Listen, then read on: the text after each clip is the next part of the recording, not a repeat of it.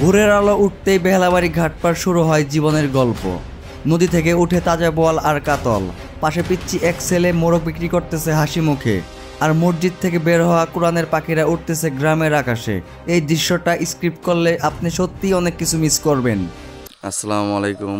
আমরা এখন চলে এসেছি বেহালাবাড়ি ঘাটপাড় বাজারে। তো দেখতেই পারছেন যে সকালবেলা যে ভোরের বাজারটা, তো এখানে এই যে নদীর কুল ঘেঁষে যে বাজারটা বসে সেটাই হলো বেহালাবাড়ি ঘাটপাড় বাজার। এখানে অনেক নদীর মাছ উঠে, তো জেলেরা এখনও আসে নাই মাছ নিয়ে। কিছুক্ষণ আগে একটি নৌকা দেখলাম, সে মাছ আনতে যাচ্ছে।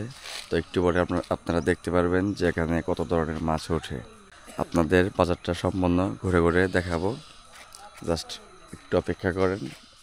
ভোরের আলোয় জেলে ভাইরা নৌকা বেয়ে যায় নদীর বুকে, জাল তুলে তুলে টেনে আনে জীবনের রোজগার। এভাবেই শুরু হয় তাদের প্রতিদিনের সংগ্রাম।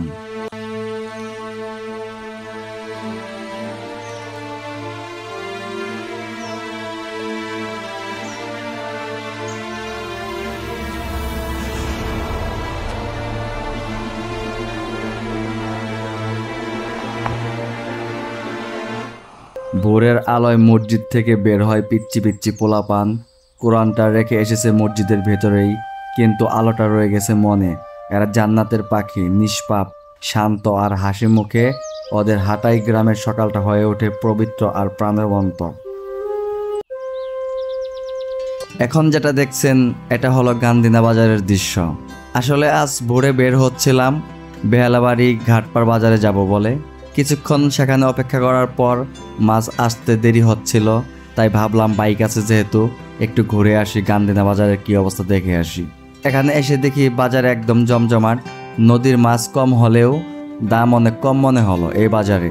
মানুষজনও একদম হাসি খুশি, কেউ দরদাম করছে, কেউ টাটকা সবজি নিচ্ছে। এখানে দেখি একটা পিচ্চি ছেলে মোরগ বিক্রি করতে এসেছে, হাতে ছোট্ট দড়ি ধরে আছে। মনটা অনেক ভার, মনে হলো ওর আরো ঘুমের দরকার ছিল। ওকে দেখে মনে হলো এই বয়সে জীবনের পাঠ শুরু হয়ে গেছে ওর। আমি এখানে কিছুক্ষণ বসে থাকলাম।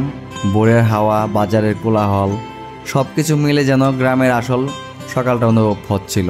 পরে ভাবলাম যেহেতু অনেক ভোরে এসেছি, তাই আর একটু এগিয়ে গিয়ে দেখি যদি কাউকে পাওয়া যায়, কিংবা মাছের কোনো লোকজন যে আসতে থাকে।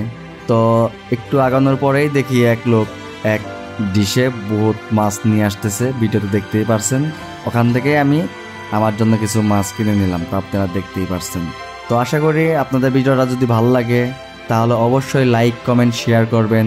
আর আপনারা লাইক কমেন্ট যদি শেয়ার করেন তাহলে পরবর্তীতে ভিডিও বানাতে আরও উৎসাহিত হব, অনুপ্রাণিত হব।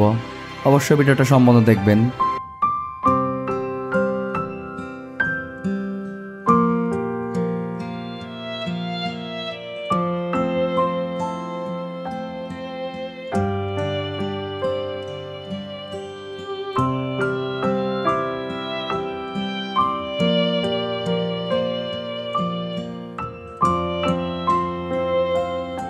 আসসালামু আলাইকুম।